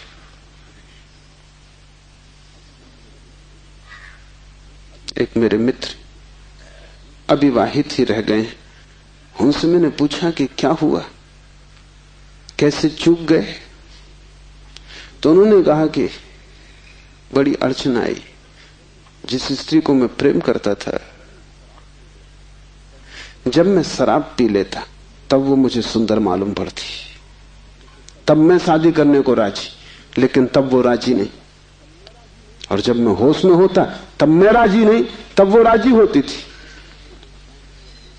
इसलिए चूक गए, कोई उपाय ना हुआ, मेल ना हो सका। तुम जब भी आंख खोल कर देखोगे सब तरफ कुरूपता और दुख पाओगे। जब तुम बेहोश होते हो तब सब ठीक लगता है। इसलिए तुम्हें तकलीफ मालूम पड़ती, चैतन्य आत्मा असंभव। इसलिए दुख से गुजरना होगा। उसको ही तपश्चर्या कहा है। जब कोई व्यक्ति जागना शुरू करता है तो पहले तो उसे दुख में से ही गुजरना होगा, क्योंकि तुमने जन्मों जन्मों तक दुख अपने चारों तरफ निर्मित किए हैं। कौन उनसे गुजरेगा तुम अगर न गुजरे तो? इसको हमने कर्म कहा है। कर्म का कुल इतना ही अर्थ है कि जन्मों जन्मों तक हमने चारों तरफ दुख निर्मित किए, जाने अनजाने हमने दुख की फसल बोई है, काटेगा कौन? तो जब भी तुम होश में आते हो तुम्हें फसल दिखाई पड़ती, बड़ी लंबी, इस खेत से तुम्हें गुजरना पड़ेगा। डर के मारे तुम वहीं बैठ जाते हो, फिर आंख बंद करके शराब पी लेते हो कि ये तो बहुत झंझट का काम है। लेकिन जितनी तुम शराब पीते हो उतनी ये फसल बढ़ती जाती। हर जन्म तुम्हारे कर्म की श्रृंखला में कुछ और जोड़ जाता है, घटाता नहीं। तुम और भी गर्त में उतर जाते हो, नरक और करीब आ जाता है। होश से भरोगे तो पहला तो घटना ये घटने ही वाली है कि तुम्हारे जीवन में चारों तरफ दुख दिखाई पड़ेगा, नरक, क्योंकि तुमने वो निर्मित किया है। और अगर तुमने हिम्मत रखी, साहस रखा और तुम उस दुख से गुजर गए, तो जिस दुख से तुम सचेतन रूप से गुजर जाओगे वो फसल कट गई। उन दुखों से तुम्हें न गुजरना पड़ेगा फिर। और अगर एक बार तुम सारी दुख की श्रृंखला से गुजर जाओ, कर्म की श्रृंखला से, क्योंकि वो तुम्हारी आत्मा के चारों तरफ बंधी हुई जंजीरें, अगर तुम उन सब से गुजर जाओ और होश न खो और हिम्मत जारी रखो कि कोई फिक्र नहीं, जितना दुख मैंने पैदा किया है मैं गुजरूंगा, मैं अंत तक जाऊंगा। मैं उस प्रथम घड़ी तक जाना चाहता हूं जब मैं निर्दोष था और दुख की यात्रा शुरू न हुई थी, जब मेरी आत्मा परम पवित्र थी और मैंने कुछ भी संग्रह न किया था दुख का। मैं उस समय तक प्रवेश करूंगा ही, चाहे कुछ भी परिणाम हो, कितना ही दुख, कितनी ही पीड़ा। अगर तुमने इतना साहस रखा तो आज नहीं कल दुख से पार होकर तुम उस जगह पहुंच जाओगे जहां शिव का सूत्र तुम्हें समझ में आएगा, चैतन्य आत्मा है। और एक बार तुम अपने भीतर के चैतन्य में प्रतिष्ठित हो जाओ, फिर तुमसे कोई दुख पैदा नहीं होता, क्योंकि बेहोश आदमी अपने चारों तरफ दुख पैदा करता है। तुमने देखा है शराबी को चलते हुए रास्ते पर वो कैसा डगमगाता है? ऐसी तुम्हारी जिंदगी है। कहीं पैर रखते हो कहीं पड़ता है, कहीं जाना चाहते हो कहीं पहुंच जाते हो, कुछ करना चाहा था कुछ और ही हो जाता है, कुछ कहने निकले थे कुछ और ही कह के घर लौट आते हो। इसे तुम रोज देख रहे हो, फिर भी तुम समझ नहीं पाते कि क्यों हो रहा है। तुम गए थे किसी से क्षमा मांगने और झगड़ा करके वापस आ गए। होश में हो तुम बात प्रेम की कर रहे थे, दुश्मनी हो गई।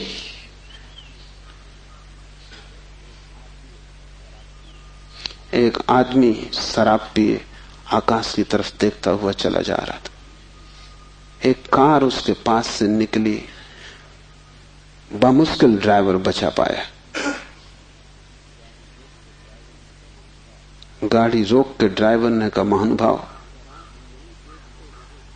अगर आप नहीं देखते वहां जहां आप जा रहे हैं तो फिर आप वहीं चले जाएंगे जहां आप देख रहे हैं।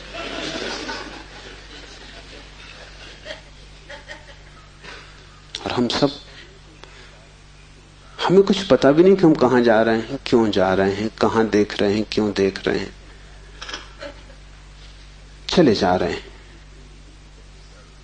क्योंकि एक बेचैनी है भीतर जो बैठने भी नहीं देती, एक शक्ति है भीतर जो चलाए चली जाती है। फिर हम जो भी करते वो सबके उल्टे परिणाम आते हैं। लोग मेरे पास आते हैं, वो कहते हैं हमने बदी तो कभी की नहीं, नेकी की और फल बदी मिल रहा है। ऐसा हो नहीं सकता कि तुम नेकी करो फल में बदी मिले। ऐसा हो नहीं सकता कि तुम आम के बीज बो और नीम के फल लगे। ऐसा हो नहीं सकता। इतना ही हो सकता है कि तुम ऐसे बेहोशी में बोए होगे, बोए तुमने नीम के ही फल, तुम होश में न थे। क्योंकि वृक्ष थोड़ी झूठ बोलेगा, तुम ही कहीं बोते वक्त भूल में पड़े होगे। तुम जब नेकी भी करते हो तब भी तुम्हारा नेकी करने का मन नहीं होता। तुम सच भी बोलते हो तो तुम दूसरे को चोट पहुंचाने के लिए सच बोलते हो। तुम सच बोलते हो दूसरे के अपमान के लिए। तुम सच बोलते हो जैसे तुम सच का उपयोग एक घातक हथियार की तरह कर रहे हो। तुम्हारे सत्य कड़वे होते हैं। सत्य के कड़वे होने की कोई भी जरूरत नहीं, लेकिन मजा तुम्हें कड़वेपन में है, सत्य में तुम्हें मजा भी नहीं। तुम्हारा झूठ सदा मीठा होता है, तुम्हारा सत्य सदा कड़वा होता है। बात क्या है? क्या कड़वापन सत्य का स्वभाव है? क्या मिठास झूठ का हिस्सा है? नहीं। झूठ को तुम चलाना चाहते हो, तुम उसे मीठा बनाते हो, क्योंकि अगर वो मीठा ना होगा तो चलेगा नहीं। एक तो झूठ चलना मुश्किल, मिठास के सहारे ही चलेगा। जैसे कड़वी दवा की गोली पर हम मीठी परत चढ़ा देते, बच्चा मीठी गोली समझ के खा लेता है, और जब तक कड़वेपन का पता चलता है तब तक गोली भीतर जा चुकी है। तुम झूठ को मीठा बनाते हो क्योंकि तुम झूठ चलाना चाहते हो। तुम सत्य को कड़वा बनाते हो क्योंकि सत्य से तुम केवल चोट करना चाहते हो, उसको चलाना नहीं चाहते। तुम सत्य बोलते ही तब हो जब तुम सत्य का इस तरह उपयोग कर सको कि वो झूठ से बदतर साबित हो, तभी तुम बोलते हो। तुम बेहोश हो, तुम्हारे कृत्यों का तुम्हें कुछ पता नहीं है कि तुम क्या कर रहे हो। इसे थोड़ा होश पूर्वक देखना शुरू करो। जो तुम बोलना चाहते हो वही बोले, या तुम कुछ और बोल गए? क्या तुमने यही सोचा था बोलने के लिए जो तुम बोले? मार्क ट्वेन लौटता था एक रात, उसकी पत्नी ने पूछा, घर आया तो पत्नी ने पूछा कैसा रहा व्याख्यान? वो व्याख्यान देने गया था। उसने कहा कौन सा व्याख्यान? जो मैंने तैयार किया था वो। या जो मैंने वहां दिया वो, या जो मैं चाहता था कि देता वो? कौन सा व्याख्यान? एक तो आदमी तैयार करता है और एक आदमी फिर जो देता है, उसमें बड़ा फर्क है। और फिर एक जो घर लौटते वक्त तो सोचता है दिया होता है। वो तीनों अलग अलग हैं। होश में हो, सब निशाने तुम्हारे चूक जाते हैं। तुम्हारी जिंदगी में कभी भी कोई निशाना लगा?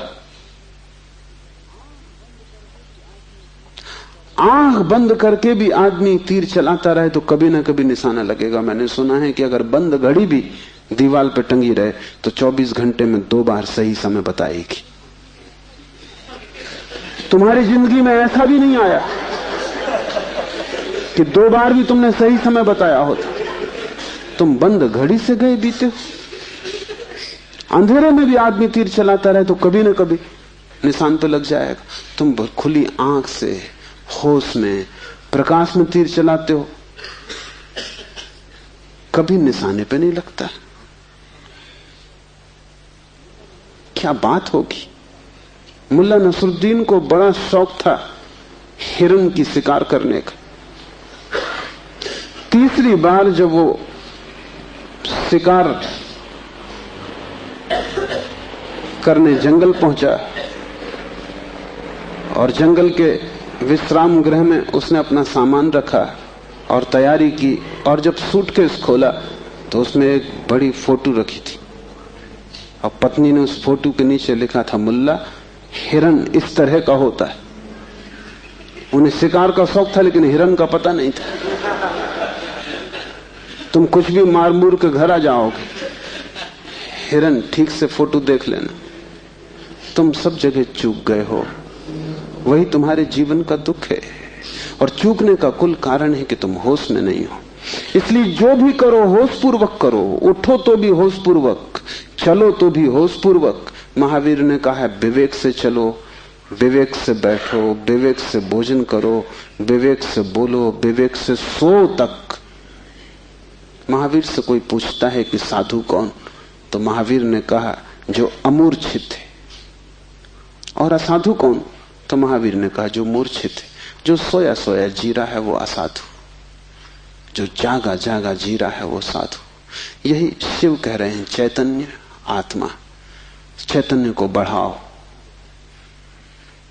धीरे धीरे आत्मा की झलक तुम्हारे जीवन में आनी निश्चित है।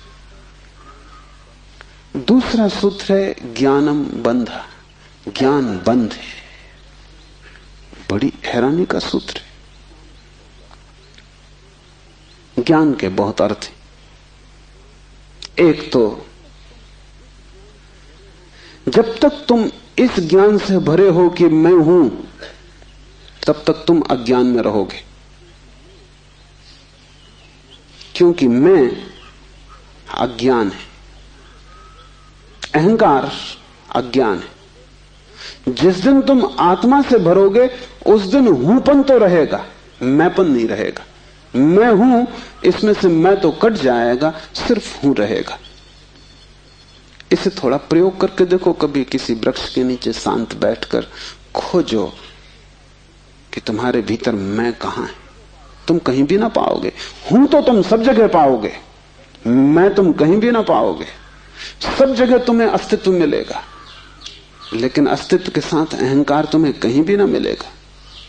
अहंकार तुम्हारी निर्मिति है, वो तुम्हारा बनाया हुआ है, वो झूठा है, वो असत्य है, उससे ज्यादा अप्रामाणिक और कुछ भी नहीं। वो काम चलाऊ है, उसकी संसार में जरूरत है, लेकिन उसकी सत्य में कहीं भी कोई स्थान नहीं। तो एक तो मैं हूं, ये ज्ञान बंध का कारण है। मेरा बोध हूपन का बोध नहीं। हूपन का बोध तो शुद्ध है, उसमें कोई सीमा नहीं है। जब तुम कहते हो हूं, तो तुम्हारे हूं में और वृक्ष के हूं में कोई फर्क होगा? तुम्हारे हूं में और मेरे हूं में कोई फर्क होगा? जब तुम सिर्फ हो तो नदियां, पहाड़, वृक्ष सभी एक हो गए। जैसे ही मैंने कहा मैं, वैसे ही मैं अलग हुआ। जैसे ही मैंने कहा मैं, वैसे ही तुम टूट गए। पर हो गए, अस्तित्व से मैं पृथक हो गया। हूंपन ब्रह्म है और मैं मनुष्य की अज्ञान दशा है। जब तुम जानते हो कि सिर्फ हूं, तब तुम्हारे भीतर केंद्र नहीं होता, तब सारा अस्तित्व एक हो जाता है। तब तुम उस लहर की तरह हो जो सागर में खो गई। अभी तुम उस लहर की तरह हो जो जम के बर्फ हो गई है, सागर से टूट गई है। ज्ञानम बंधा, पहला तो ज्ञान बंध है, इस बात का ज्ञान कि मैं हूं। दूसरा ज्ञान बंध है वो सब ज्ञान जो तुम बाहर से इकट्ठा कर लिए हो, जो तुमने शास्त्रों से चुराया है, जो तुमने सद्गुरुओं से उधार लिया है, जो तुम्हारी स्मृति है, वो सब बंधन है। उससे तुम्हें मुक्ति ना मिलेगी। इसलिए तुम पंडित से ज्यादा बंधा हुआ आदमी ना पाओगे। मेरे पास सब तरह के लोग आते हैं, सब तरह के मरीज, उसमें पंडित से ज्यादा कैंसर ग्रस्त कोई भी नहीं। उसका इलाज नहीं, वो ला इलाज है। उसकी तकलीफ यह है कि वो जानता है, इसलिए न वो सुन सकता न वो समझ सकता। तुम उससे कुछ बोलो, इसके पहले कि तुम बोलो उसने उसका अर्थ कर लिया है। इसके पहले कि वो तुम्हें सुने उसने व्याख्या निकाल ली। शब्दों से भरा हुआ चित्त जानने में असमर्थ हो जाता है। वो इतना ज्यादा जानता है बिना कुछ जाने, क्योंकि सब जाना हुआ उधार है। शास्त्र से अगर ज्ञान मिलता होता तो सभी के पास शास्त्र है, ज्ञान सभी को मिल गया होता। ज्ञान तो तब मिलता है जब कोई निशब्द हो जाता है, जब वो सभी शास्त्रों को विसर्जित कर देता है, जब वो उस सब ज्ञान को जो दूसरों से मिला है वापस लौटा देता है जगत को, जब वो उसे खोजता है जो मेरा मूल अस्तित्व है, जो मुझे दूसरे से नहीं मिला। इसे थोड़ा समझो, तुम्हारा शरीर तुम्हें मां और पिता से मिला है। तुम्हारे शरीर में तुम्हारा कुछ भी नहीं है। आधा तुम्हारी मां का दान है, आधे तुम्हारे पिता का दान है। फिर तुम्हारा शरीर तुम्हें भोजन से मिला है, वो जो रोज तुम भोजन कर रहे हो। 5 तत्वों से मिला है, वायु है, अग्नि है, 5 तत्व हैं, उनसे तुम्हें मिला है। इसमें तुम्हारा कुछ भी नहीं है। लेकिन तुम्हारी चेतना तुम्हें 5 तत्वों में से किसी से भी नहीं मिली है। तुम्हारी चेतना तुम्हें मां और पिता से भी नहीं मिली है। तुम जो जो जानते हो वो तुमने स्कूल विश्वविद्यालय से सीखा है, शास्त्रों से सुना है, गुरुओं से पाया है। वो तुम्हारे शरीर का हिस्सा है, तुम्हारी आत्मा का नहीं। तुम्हारी आत्मा तो वही है जो तुम्हें किसी से भी नहीं मिली। जब तक तुम उस शुद्ध तत्व को न खोज लोगे जो निपट तुम्हारा है, जो तुम्हें किसी से भी नहीं मिला है, न मां ने दिया, न पिता ने, न समाज ने, न गुरु ने, न शास्त्र ने, वही तुम्हारा स्वभाव है। ज्ञान बंद है क्योंकि वो तुम्हें इस स्वभाव तक न पहुंचने देगा। ज्ञान ने ही तुम्हें बांटा है। तुम कहते हो मैं हिंदू, तुमने कभी सोचा कि तुम हिंदू क्यों हो? तुम कहते हो मैं मुसलमान, तुमने कभी विचारा कि तुम मुसलमान क्यों हो? हिंदू और मुसलमान में फर्क क्या है? क्या उनका खून निकाल के कोई डॉक्टर परीक्षा करके बता सकता है कि हिंदू का खून है, ये मुसलमान का खून? क्या उनकी हड्डियां काट के कोई बता सकता है कि हड्डी मुसलमान से आती है कि हिंदू से आती है? कोई उपाय नहीं। शरीर की जांच से कुछ भी पता न चलेगा, क्योंकि दोनों के शरीर 5 तत्वों से बनते हैं। लेकिन अगर उनकी खोपड़ी की जांच करो तो पता चल जाएगा कि कौन हिंदू है कौन मुसलमान है, क्योंकि दोनों के शास्त्र अलग, दोनों के सिद्धांत अलग, दोनों के शब्द अलग। शब्दों का भेद है तुम्हारे बीच। तुम हिंदू हो क्योंकि तुम्हें एक तरह का ज्ञान मिला जिसका नाम हिंदू, दूसरा जैन है क्योंकि उसे दूसरे तरह का ज्ञान मिला जिसका नाम जैन। तुम्हारे बीच जितने फासले हैं, दीवालें हैं, वो ज्ञान की दीवालें। और सब ज्ञान उधार। तुम एक मुसलमान बच्चे को हिंदू के घर में रख दो, वो हिंदू की तरह बड़ा होगा। वो ब्राह्मण की तरह जनेऊ धारण करेगा, वो उपनिषद और वेद के वचन उद्धृत करेगा। और तुम एक हिंदू के बच्चे को मुसलमान के घर रख दो, वो कुरान की आयत दोहराएगा।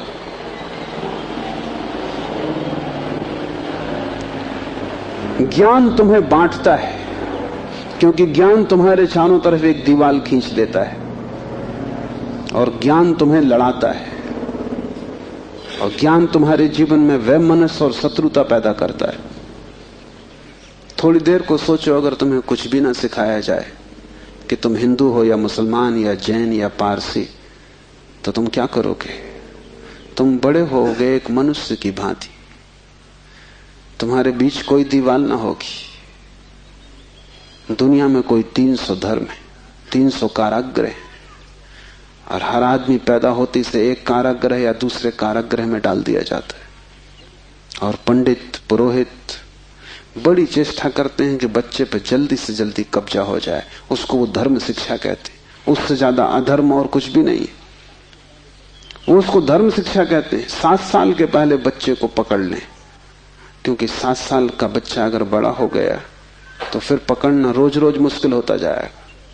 और बच्चे को अगर थोड़ा भी बोध आ गया तो फिर वो सवाल उठाने लगेगा, और सवालों का जवाब पंडितों के पास बिल्कुल नहीं है। पंडित सिर्फ मूढ़ों को तृप्त कर पाते हैं। जितनी कम बुद्धि का आदमी हो, पंडित से उतनी जल्दी तृप्त हो जाता है। वो एक प्रश्न पूछता, उत्तर मिल जाता है। तुम जाते हो पंडित से पूछते हो संसार को किसने बनाया, वो कहता भगवान ने। तुम प्रश्न घर लौटाते हो बिना पूछे कि भगवान को किसने बनाया। अगर तुम दूसरा प्रश्न पूछते, पंडित नाराज हो जाता, क्योंकि उसका उसे भी पता नहीं, किताब में वो लिखा नहीं। और फिर झंझट की बात है, परमात्मा को किसने बनाया। फिर तुम पूछते ही चले जाओगे, वो कोई भी जवाब दे, तुम पूछोगे उसको किसने बनाया। अगर गौर से देखो तो तुम्हारे पहले सवाल का जवाब दिया नहीं गया है। पंडित ने तुम्हें सिर्फ संतुष्ट कर दिया क्योंकि तुम बहुत बुद्धिमान नहीं। और बच्चे अबोध, उनका अभी तर्क नहीं जगा, विचार नहीं जगा, अभी वो प्रश्न नहीं पूछ सकते। अभी तुम जो भी कचरा उनके दिमाग में डाल दो, वो उसे स्वीकार कर लेंगे। बच्चे सभी को स्वीकार कर लेते हैं, क्योंकि वो सोचते हैं जो भी दिया जा रहा है वो सभी ठीक है। बच्चा ज्यादा सवाल नहीं उठा सकता, सवाल उठाने के लिए थोड़ी प्रौढ़ता चाहिए। इसलिए सभी धर्म बच्चों की गर्दन पकड़ लेते हैं और फांसी लगा देते हैं। फांसी बड़ी सुंदर है। किसी के गले में बाइबल लटकी है, किसी के गले में समयसार लटका है, किसी के गले में कुरान लटकी है, किसी के गले में गीता लटकी। ये इतने प्रीतिकर बंधन है कि इनको छोड़ने की हिम्मत फिर जुटानी बहुत मुश्किल है। और जब भी तुम इन्हें छोड़ना चाहोगे, एक खतरा सामने आ जाएगा, क्योंकि इन्हें छोड़ा तो तुम अज्ञानी। क्योंकि जैसे तुम इनको छोड़ोगे, तुम पाओगे मैं तो कुछ जानता नहीं, बस ये किताब सारी संपदा है, इसको संभालो। अपने अज्ञान को छिपाने का यही तो एक उपाय है। लेकिन अज्ञान छिपने से अगर मिटता होता तो बड़ी आसान बात हो गई होती। अज्ञान छिपने से बढ़ता है, जैसे कोई अपने घाव को छिपा ले, उससे कुछ मिटेगा नहीं। घाव और भीतर भीतर बढ़ेगा, मवाद पूरे शरीर में फैल जाएगी। शिव कहते हैं ज्ञान बंद है। ज्ञान सीखा हुआ, ज्ञान उधार, ज्ञान दूसरे से लिया हुआ बंधन का कारण है। तुम उस सब को छोड़ देना जो दूसरे से मिला है। तुम उसकी तलाश करना जो तुम्हें किसी से भी नहीं मिला।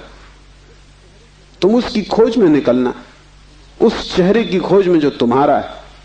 तुम्हारे भीतर छिपा हुआ एक झरना है चैतन्य का, जो तुम्हें किसी से भी नहीं मिला, जो तुम्हारा स्वभाव है, जो तुम्हारी निज संपदा है, निजत्व है, वही तुम्हारी आत्मा है। तीसरा सूत्र है योनि वर्ग और कला शरीर है। योनि से अर्थ है प्रकृति, इसलिए हम स्त्री को प्रकृति कहते हैं। स्त्री शरीर देती है, वो प्रकृति की प्रतीक है। और कला का अर्थ है कर्ता का भाव।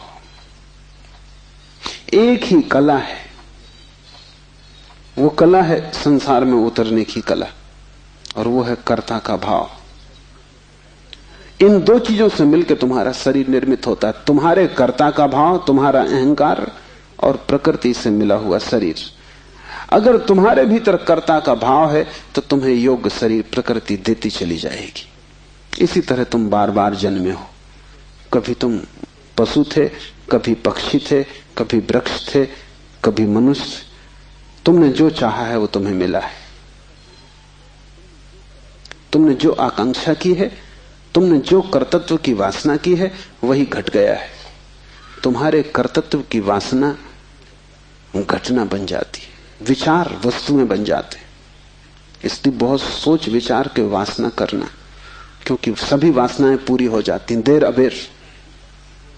अगर तुम बहुत बार देखते हो आकाश में पक्षी को और सोचते हो कैसी स्वतंत्रता पक्षी को, खास हम पक्षी होते, देर न लगेगी, जल्दी तुम पक्षी हो जाओ।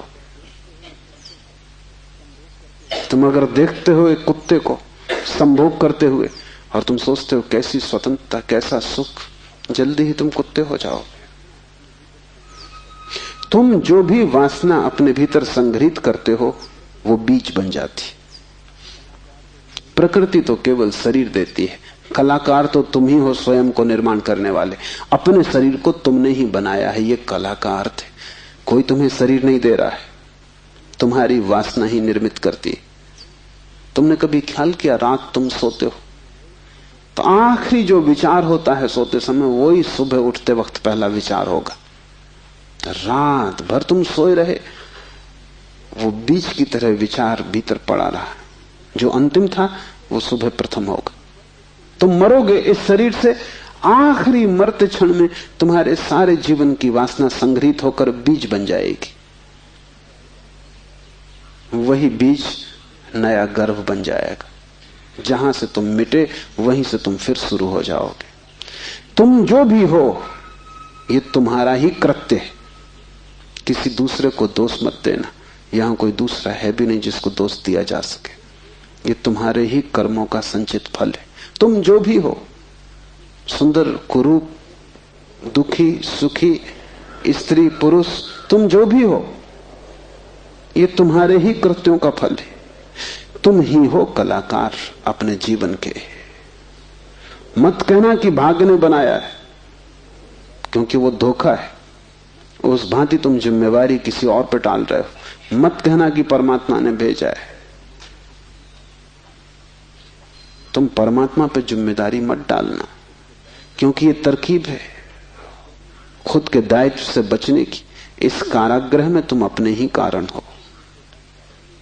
जो व्यक्ति इस बात को ठीक से समझ लेता है कि अपने ही कारण में यहां हूं, उसके जीवन में क्रांति शुरू हो जाती। शिव कह रहे हैं योनि वर्ग और कला शरीर है। प्रकृति तो सिर्फ योनि है, वो तो सिर्फ गर्भ है। तुम्हारा अहंकार उस योनि में बीज बनता है। तुम्हारे कर्तृत्व का भाव कि मैं ये करूं, मैं ये पाऊं, मैं ये हो जाऊं, उसमें बीज बनता है। और जहां भी तुम्हारे कर्तृत्व की कला और प्रकृति की योनि का मिलन होता है, शरीर निर्मित हो जाता है। इसलिए बुद्ध पुरुष कहते हैं सभी वासनाओं को छोड़ दो, तभी तुम मुक्त हो सकोगे। तुमने अगर स्वर्ग की वासना की तो तुम देवता हो जाओगे, लेकिन वो भी मुक्ति ना होगी, क्योंकि वासनाओं से कभी भी अशरीर की स्थिति पैदा नहीं होती। सभी वासनाओं से शरीर निर्मित होते हैं। जब तक तुम निर्वासना को उपलब्ध नहीं हो, जब तक तृष्णा तुमने पूरी ही नहीं छोड़ दी, तब तक तुम नए शरीरों में भटकते रहोगे। और शरीर के ढंग अलग हों, शरीर की मौलिक स्थिति एक ही जैसी है। शरीर के दुख समान है, चाहे पक्षी का शरीर हो चाहे आदमी का शरीर हो, दुखों में कोई भेद नहीं है। क्योंकि मौलिक दुख है आत्मा का शरीर में बंध जाना।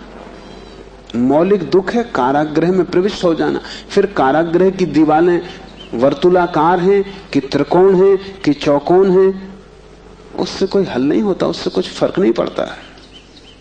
तुम भला सोचते हो फर्क पड़ता है। एक मेरे मित्र हैं, ड्राइंग के शिक्षक हैं, उन्हें जेल हो गई।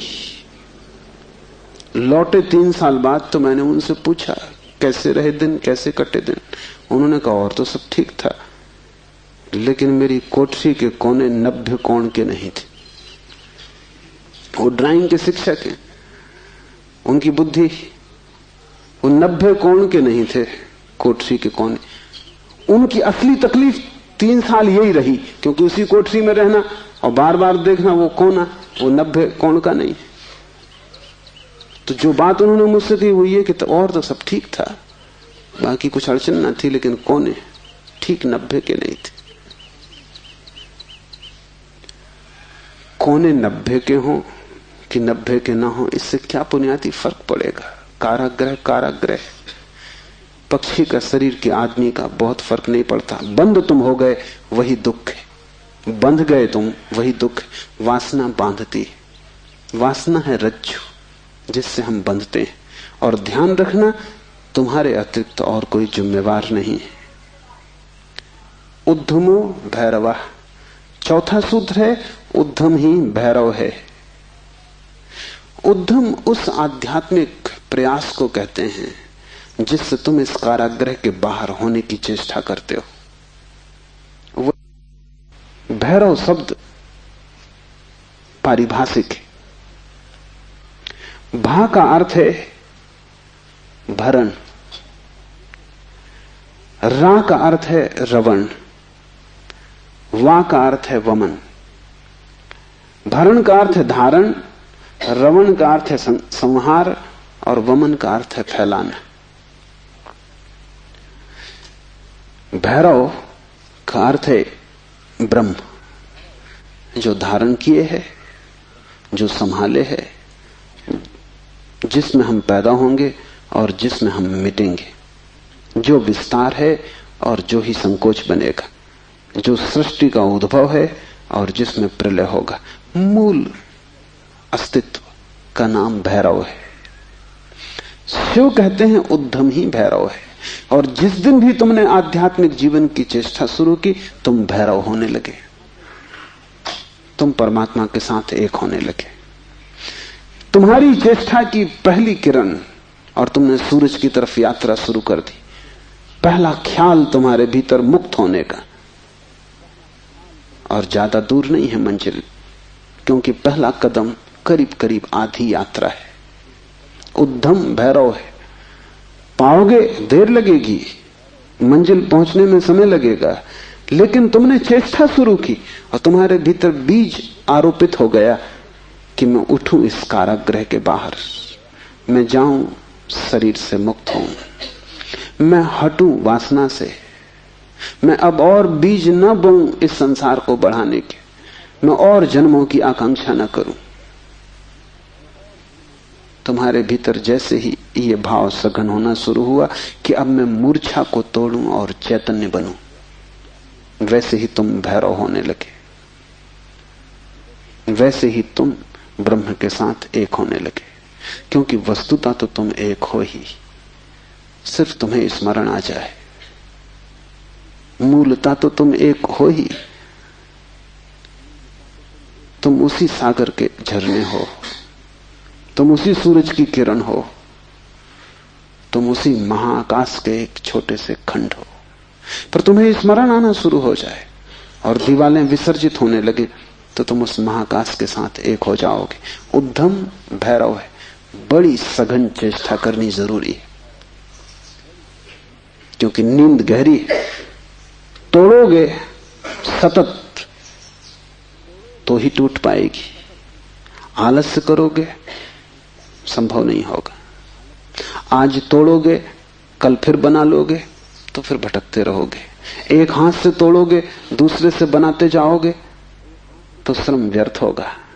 उद्यम का अर्थ है तुम्हारी पूरी चेष्टा संलग्न हो जाए। लोग मेरे पास आते हैं, वो कहते हैं हम करते हैं लेकिन कुछ हो नहीं रहा, और मैं उनकी शक्ल देखता हूं, वो करते हैं ही नहीं, या ऐसा मरे मरे करते हैं जैसे मक्खियां उड़ा रहे हैं।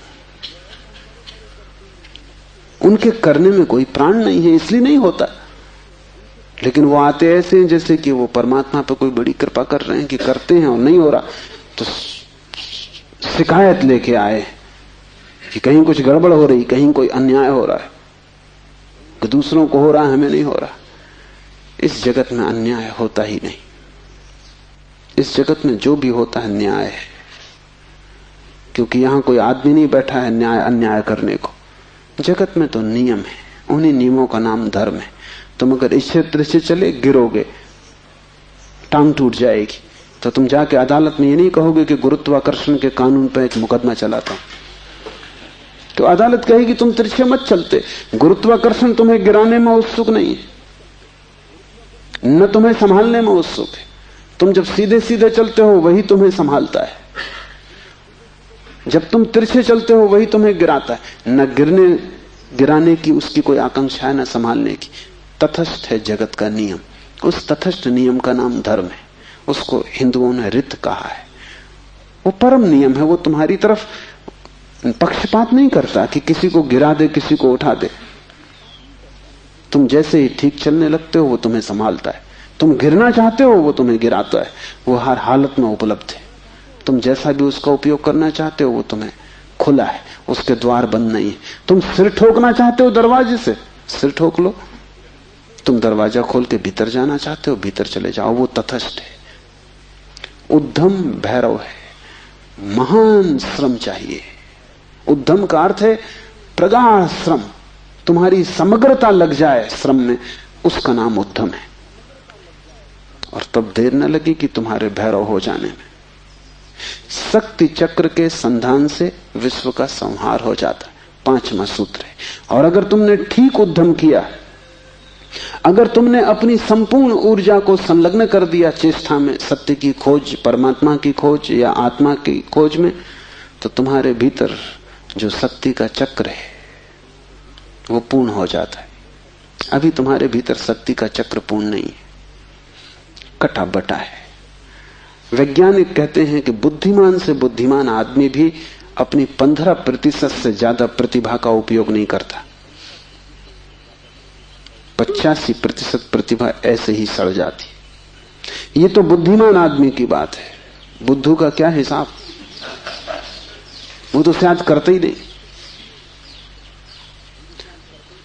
हम अपने शरीर की भी ऊर्जा का पूरा उपयोग नहीं करते, 5% ज्यादा से ज्यादा।